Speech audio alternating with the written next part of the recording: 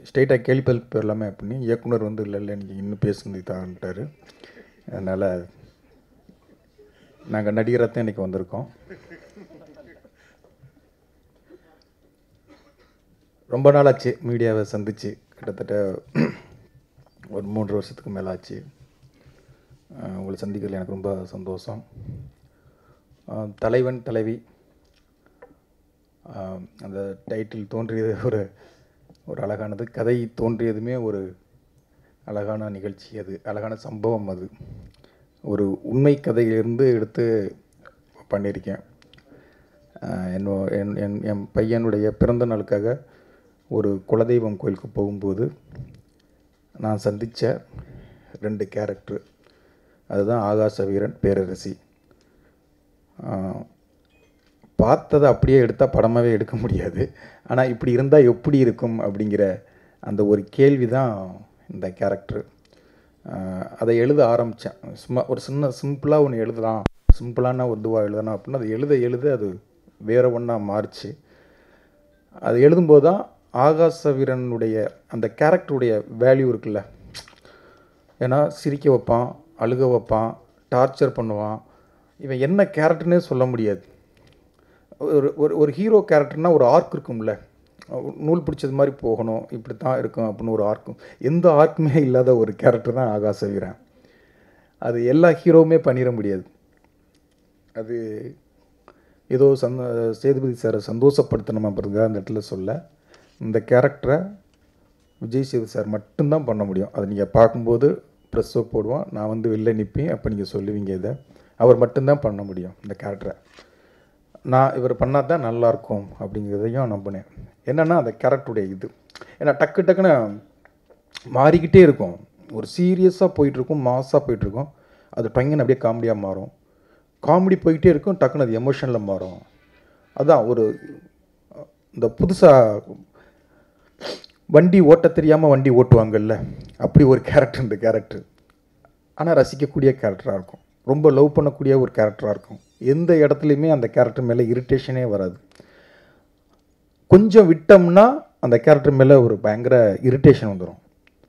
அப்போ இது அவர் மட்டும்தான் பண்ண முடியும். அதை அவர் ரொம்ப அழகாக, ரொம்ப ரசித்து அதை எடுத்தோம். ஸ்பாட்லேயே எல்லாருமே வந்து அதை அவர் பண்ணுற ஒவ்வொரு மொமெண்ட்டையுமே ரொம்ப ரசித்தோம், சிரித்தோம். எல்லாருமே பொதுவாக யூனிட்டில் வந்து தூரமாக போயிடுவாங்க. ஒரு கட்டத்துக்கு மேலே ஒரு 4-5 நாளில் அப்படியே அங்கே போய் உட்காந்துருவாங்க. ஆனால் நித்யாவும் சேது சார் பண்ணும்போது வேடிக்கை பார்ப்பாங்க. ஒரு ஒட்டமாக மேனேஜர் எல்லோரும் வந்து நிற்பாங்க. அதை அழகாக அவங்க ஆக்டிங் அப்படி அழகாக இருந்தது. அதே மாதிரி தான் பேரரசி கேரக்டரும். பேரரசி இப்படித்தான் அப்படின்னு ஒரு எந்த ஆர்க்குமே இருக்காது. அவளும் அப்படித்தான், ரொம்ப அன்பானவ, அழகானவ, அழகான அம்மா, நல்ல மருமக, நல்ல மனைவி. டப்புன்னு எப்போ மாறுவா, எப்படி மாறுவான்னு எல்லாருடைய மனைவி மாதிரி இருந்தால் அவளை எப்படி ஹேண்டில் பண்ணுறங்கிறதே ரொம்ப கஷ்டமான கேரக்டர்.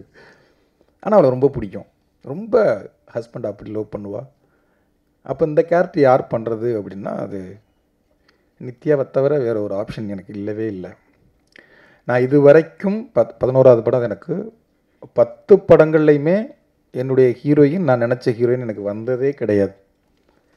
முதல் தடவையாக என்ன ஸ்கிரிப்டில் எழுதணுன்னோ நித்யா மேனன் தான் இது ஹீரோயின்னா எனக்கு இந்த படத்தில் வந்திருக்கு.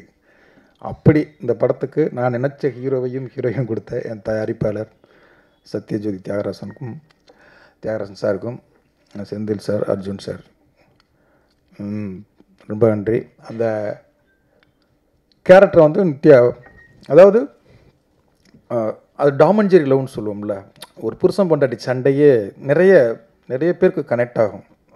அவங்க ஹஸ்பண்டோ அவங்க மனைவியோ அதை வந்து 2 பேரும் என்னமோ உண்மையாகவே இவங்க வாழ்ந்தாங்களோ அப்படிங்கிற அளவுக்கு சாருடைய மனைவி வந்து கோவப்படுற அளவுக்கு 2 பேரும் அவ்வளவு உணர்வாக, அவ்வளவு உண்மையாகவே இவங்க வாழ்ந்துருக்காங்கடா அப்படிங்கிற அளவுக்கு அழகாக நடித்து கொடுத்தாங்க 2 பேருமே. நான் கொஞ்சம் டார்ச்சர் தான் சார்.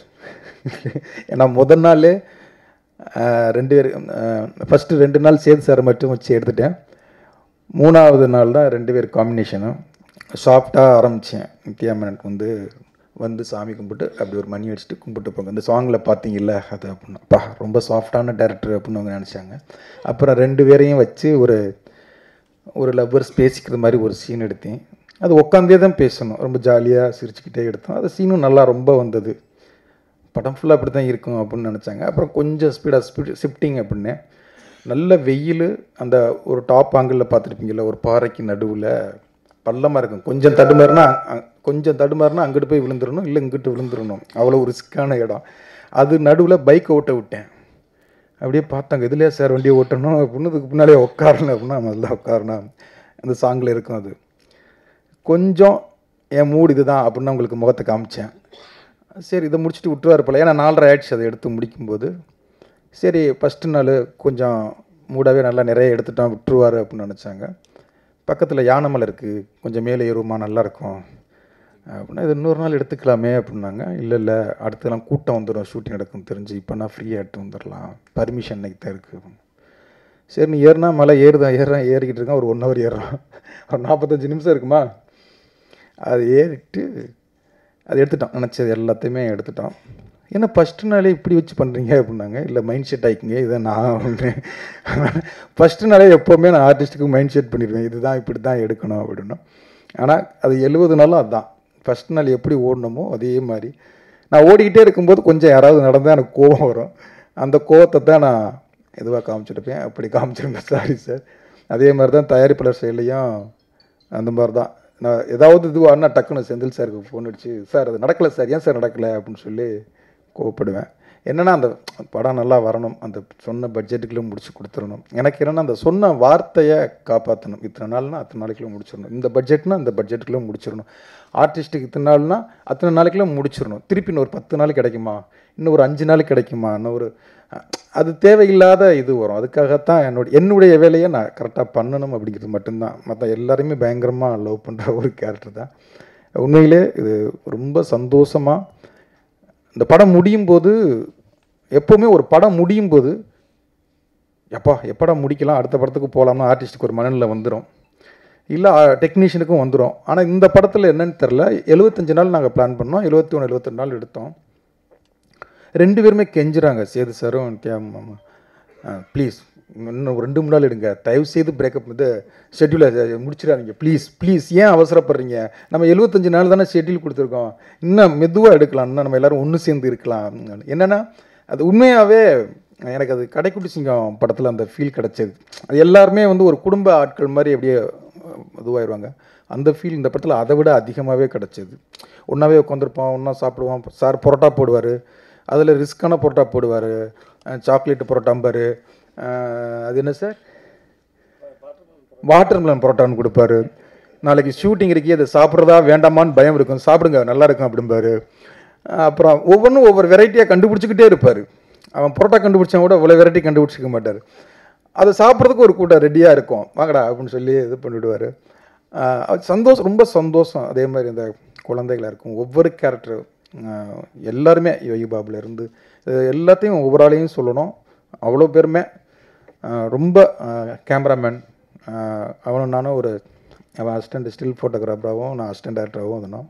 நானும் சேர்ந்து அவ்வளோ நித்யா தான் கேட்டாங்க, உங்களுக்கு ஃபஸ்ட்டு படமா அப்படின்னாங்க. ஆமாம் அப்படின்னு. அப்படி தெரியலையே அவ்வளோ, ஏன்னா 2 பேரும் ஓடிட்டே இருப்பான், லைட் பண்ணுறது தெரியாது, எடுக்கிறது தெரியாது, அவ்வளோ ஸ்பீடாக ஓடிட்டே இருப்பான். அதே மாதிரி எடிட்ரு பிரதீப்னு சொல்லி கதைகளில் நான் லான்ச் பண்ணேன். இன்றைக்கி அவன் விஜய் சார் வரைக்கும் வந்திருக்கான். இந்த படத்தில் ட்ரெய்லர் பண்ணியிருக்கான், அது கொஞ்சம் ட்ரெய்லருக்கு டைம் ஆச்சு, இல்லைன்னா இன்றைக்கே ஸ்க்ரீன் பண்ணியிருப்பான். அவ்வளோ அழகாக பண்ணியிருக்கான். அதே மாதிரி டைரக்டர், ஃபைட் மாஸ்டர் சூப்பராக 4 நாள் பிளான் பண்ண ஃபைட்டை 2 நாள்லாம் எடுத்திருக்கோம். அது அவருடைய அந்த கிளாரிட்டி, அவ்வளோ சூப்பரான ஒர்க் அவர்கிட்ட. அதே மாதிரி முதல் தடவையாக சனாவும் நானும் வேலை பார்த்துருக்கோம். எனக்கு ரொம்ப பிடிக்கும் சனாவோட. ஒவ்வொரு தடவையும் இடையில் பசங்க 2 கூட நாங்கள் போய் பேசணும், அது சரியாக செட் ஆகலை. இந்த படத்தில் 5 சாங் பண்ணியிருக்காரு. 5 சாங்குமே ரொம்ப, நீங்கள் கேட்டிங்கன்னா உங்களுக்கு தெரியும், இப்போ 2 சாங் தான் கேட்டிருக்கீங்க. ரொம்ப அவ்வளோ பெஸ்ட்டு ஆல்பமாக இருக்கும். கண்டிப்பாக என்னுடைய படங்களில் இது ரொம்ப முக்கியமான ஆல்பமாக இருக்கும். 5 தீம் போட்டிருக்காரு. அதில் 4 சாங்கு விவேக் பண்ணியிருக்காரு, 1 சாங்கு கார்த்திக் நேத்தா எழுதியிருக்காரு. அந்த கார்த்திக் நேத்தா எழுதின சாங் எனக்கு கேடி பிள்ளை கில்லாடி ரங்காவில் இந்த இன்றைக்கும் அந்த அப்பா சாங்கு தெய்வங்கள் எல்லாம் தோற்றி போகும், அந்த சாங்கு நான் முத்துக்குமார் எழுதி, இன்னமும் நிறைய பேர் அந்த சாங்கை சொல்லுவாங்க. இந்த படத்தில் ஒரு கணவன் மனைவிக்கான ஒரு சாங்கு எழுதியிருக்கோம். அது அன்றைக்கி ஈவெண்ட் டியூன் போடும்போது எப்படி டியூன் போடும்போது நான் அழுதேன். எனக்கு என்ன அறியாமல் எங்கள் அப்பாவை நினச்சி நான் அழுதேன். அதே அளவுக்கு இந்த சாங்கை வந்து அதை டியூன் கேட்கும்போதும் அவ்வளோ அழகாக இருந்தது. அதை லிரிக்ஸை வந்து இதுங்கும்போது அந்த சாங்கை கேட்கும்போது என்னை அறியாமல் பல பலன்னு நான் கொட்டினேன், அழுதேன். அதை அப்புறம் எடிட் பண்ணுறதுக்காக எடிட்டருக்கு அனுப்பினேன். அவன் சொன்னான், சார் சாங்கை கேட்கும்போதே அழுதுச்சு சார், அழுக வந்துடுச்சு சார் அப்படின்னா.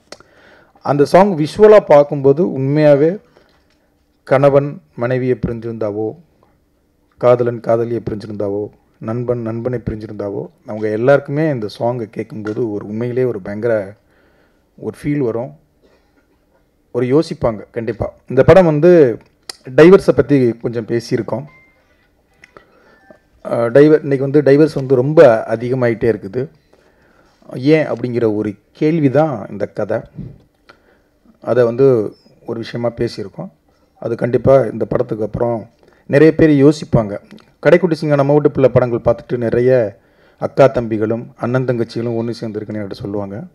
நிறைய கணவன் மனைவிகள் யாராவது டைவர்ஸ் ஆகணும்னு ஆசைப்பட்டிருந்தாவோ, இல்லை கோர்ட்டுக்கு போய் கொண்டிருந்தாவோ, போகணுமா அப்படிங்கிற ஒரு யோசனையை கொடுக்கும் அப்படின்னு நான் அந்த படத்தை நம்புகிறேன். கண்டிப்பாக வந்து யோசிக்க வைக்கும் அப்படிங்கிற நம்பிக்கை எனக்கு இருக்குது. அது படம் பார்த்ததுக்கப்புறம் பார்ப்போம். நன்றி, தேங்க்யூ.